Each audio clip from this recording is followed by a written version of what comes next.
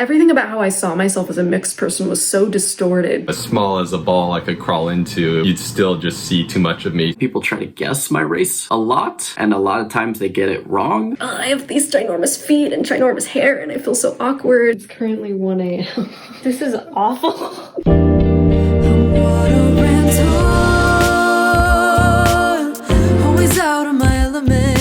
Hi world, my name's Brandon. I directed the Water and Oil video. I'm half Chinese American and half white. Hi, I'm Chiang-Zeizel. I was the director of photography. My mixed breakdown is Chinese, Ashkenazi Jewish, and a dusting of Swedish. I guess my mixed experience could be most summed up as just trying to find my place and where I feel at home and where I fit in, and that's an ongoing journey. People try to guess my race a lot, and a lot of times they get it wrong. I've gotten like Mexican, I got Native American once. The first time someone guessed that I was half Chinese and half white was because she was also half Chinese and half white. I felt seen. When I was younger, the thing I experienced most was being othered with like a Jewish group of friends. Someone might say something a little anti-Asian, the eye thing or the accent, but it was never to hurt me. It was always just a joke. And then being with, non-Jewish friends, there would be various anti-Semitic comments made. Again, always as a joke. Sometimes people didn't even know I was Jewish. But as I've gotten older, I've really dived into my mixed identity and try to celebrate the uniqueness of who I am and how I take the world in and think about it and process it and then spit it back out. Wow, that was very eloquent. I just had therapy, so I sort of got prepared.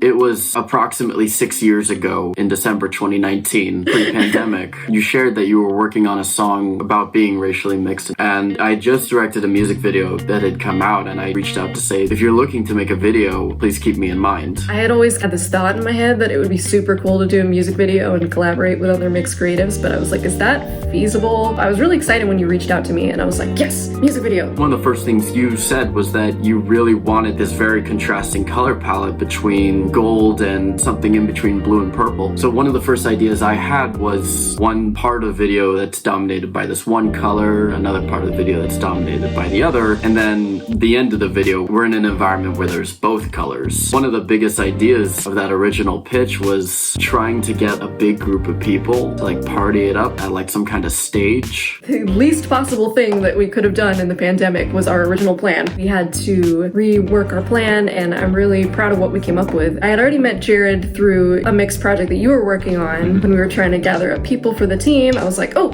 Jared. Being based in San Jose and you two are based in LA, I was never on set for any day, which felt so weird for me, and that was an exercise in letting go of my more neurotic tendencies and just having faith in you two. I think you really set us up for success. I mean, we had a lot of good meetings, and us as a team, we worked really well, even over a distance. We really did, yeah. I remember I had some nerves that my cinematography abilities were not up to snuff. And so I think it was okay, Jenny, Brandon, they'll tell me what to do and I just have to figure out how to execute it. Not to remove all of my, autonomy and creative choices and stuff, but I sort of viewed myself okay, let me think of myself as a computer, and Brandon is a programmer and he's building an AI, something that will be able to respond without him giving direct input in the moment. And then of course, lots of conversations between Jenny and I on set. Which looks better, a brighter image or a darker image? I would say brighter. This project was such a learning experience for me, and it was really nice to have this team dynamic where I felt comfortable not knowing things. I'm just so used to being on a team, and sometimes when I'm the only person of color, I feel hesitant to ask things, and I feel like I need to seem like I'm knowledgeable to kind of offset the imposter syndrome of being in that space. That's funny, I hadn't even thought about that, but often working on stuff, I've become a little bit more aware of my identity and being mixed. For the first time, I was not really even thinking about my own identity. Be able to just completely be comfortable and just focus on the project at hand, despite the project itself being very focused on mixed identity.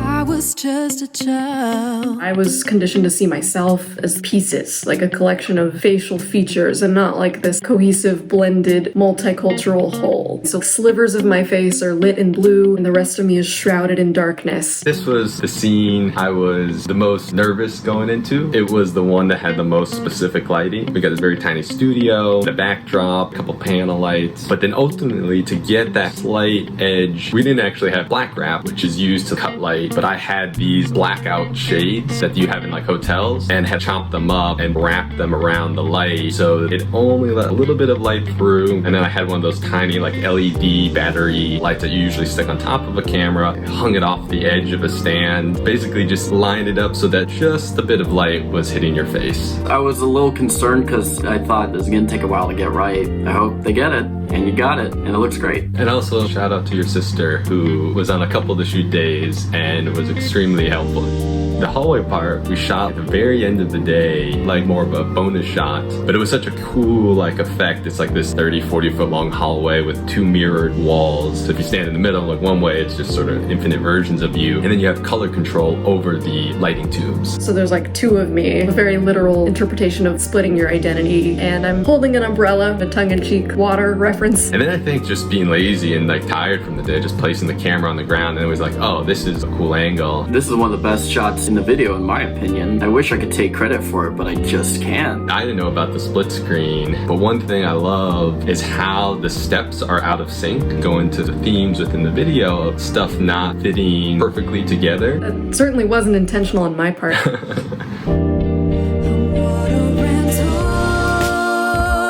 I especially wish I could have been on set for this mirror set. There's just so many opportunities to play around. We're here at Mirror Maze Studios in Los Angeles. There are way too many of them here, and all of us are excited. I feel like the amount of themes you can pull from just this shot alone about being mixed, not knowing your place in the world, you probably write like a whole dissertation just on the mirror box. Everything about how I saw myself as a mixed person was so distorted. My skin color was like a huge insecurity of mine. I was like ashamed of having dark hair.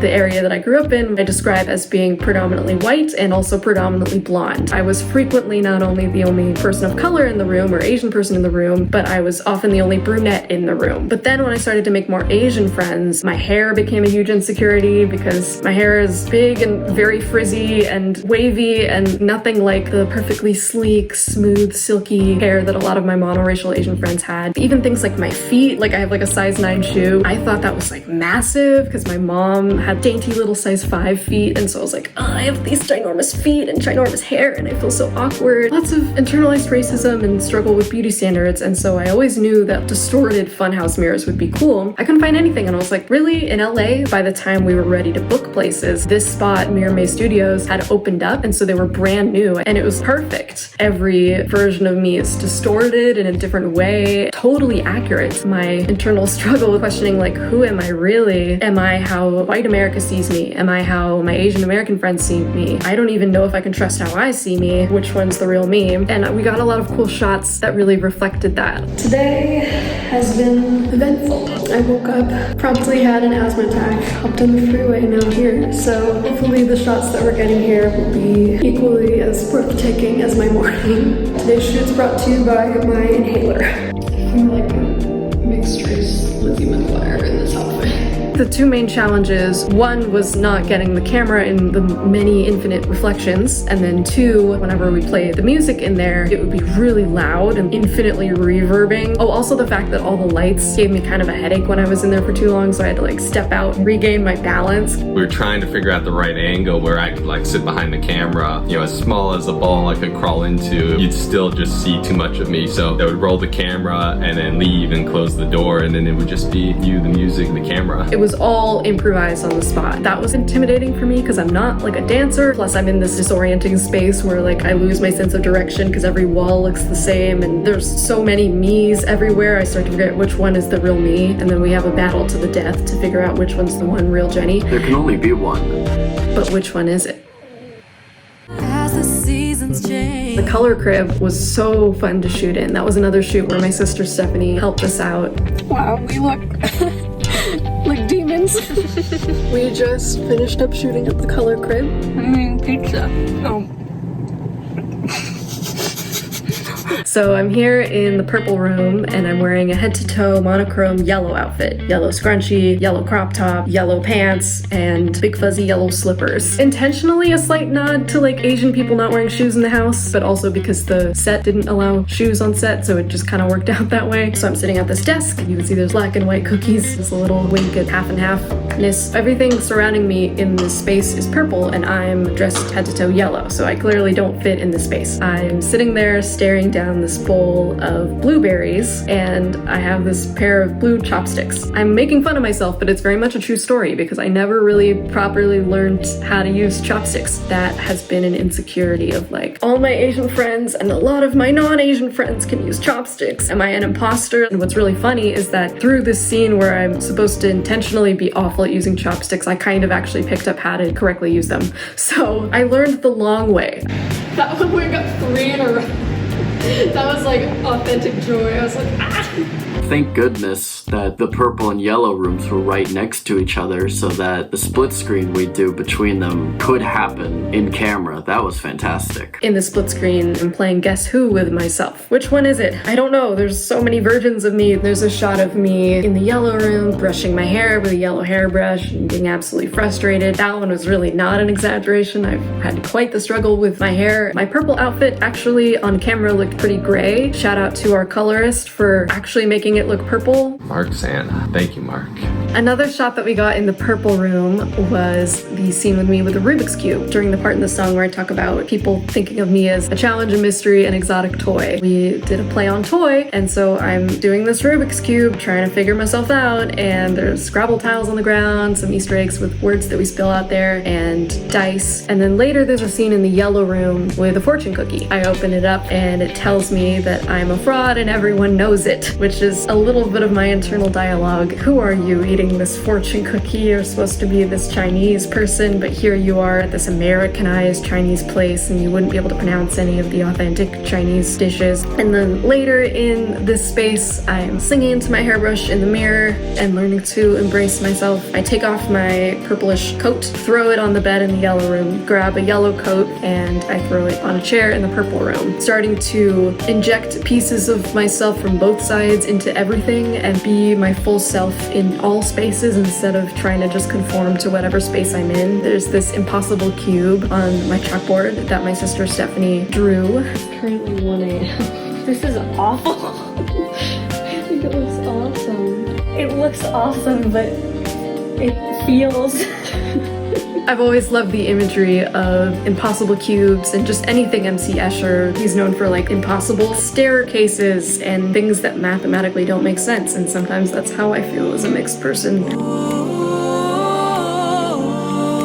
The liquid mixing, paints mixing, and the silhouette of Jenni. This was another one of my earliest ideas. And my main inspiration for this is the opening title scene of True Detective Season 1. It juxtaposes so directly symbolism with characters, something I didn't see in music videos often. I thought it'd be fun to try out. We had a clear Pyrex cake pan. We had the camera set up pretty much as high as we could get it and played around for 5 hours of just like mixing different things. Turned on the slow motion function to get that swirling and whirling. And then at one point we actually were like, oh, stuff isn't actually moving that fast. We started tilting it a little bit to have things kind of rush back and forth. We had a wooden stick where we'd like drag it across really fast. Welcome to our vertical video podcast, debunking all of life's greatest mysteries. We're gonna finally find if oil and water actually do this. Spoiler. They don't. We kept having to reset it because eventually stuff would blend, and while the oil and water actually technically never blended, the paint would become sort of this gray or would get very murky. There's some sort of metaphor in even that, in attempting to show the differences, it all eventually, comes together. Maybe it's not the best metaphor because now I like insulted the final image of like, oh, it's just boring gray mush, and that's ultimately where we're heading, which we're not. Oh, I can't make up my mind. Should I wash away this bar? I remember going into some of the silhouette shots, I felt really insecure about the fact that like my hair was and is and will always be pretty frizzy no matter what I do. And the frizz is definitely visible in the shots, but I almost think that it gives it more texture. Frizz is texture, waviness is texture. We'd spent so much time being angsty and looking inward. The song takes such a turn. It becomes triumphant, even euphoric. I thought we need to leave these closed spaces for something wider, something brighter. Thank you, Jared, for lending us your rooftop. Yeah, it was great shooting in on the rooftop. The thing I liked about this ending scene that you both are getting into is sort of this progression from being constrained to breaking free. We start with the edge lighting, it's a very tight shot, a singular light source while it falls into darkness, and we go to the mirror room. There's more lighting, you see a little bit more, but it's distorted. And then we get to the color rooms. We're very clearly in a set, in a box. There's very flat lighting, almost the kind of lighting you'd see in a sitcom.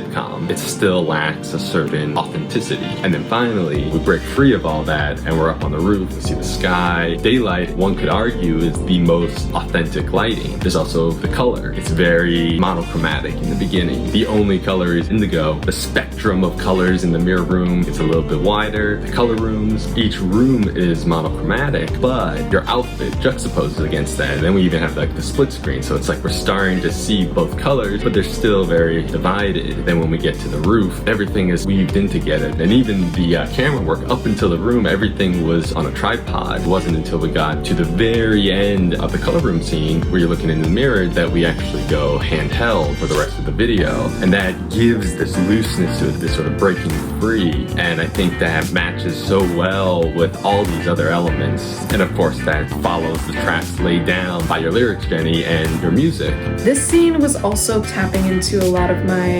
insecurities and subverting them. I didn't like to take photos outside because I thought that when my face was really lit by the sun that I looked more Asian. Maybe I do, but like that's not a bad thing. I avoided cat eye winged eyeliner, which I wear in the mirror box scenes. My mom would tell me that my skin was like too dark to pull off the color yellow, so in this video I'm at one point wearing head to toe yellow, and in this last scene I'm wearing the periwinkle and the yellow, and I'm wearing two scrunchies, one of each color, and we had these bubbles, another extension of the water metaphor. It's almost like a little callback to the cool lights in the mirror room shots, but then this time I'm outdoors. Going in, we're like, we don't have any sort of big tarps to block wind. We were at the whims of the elements, but we did get really lucky with a couple of shots that we were ready to shoot and the wind angled itself correctly.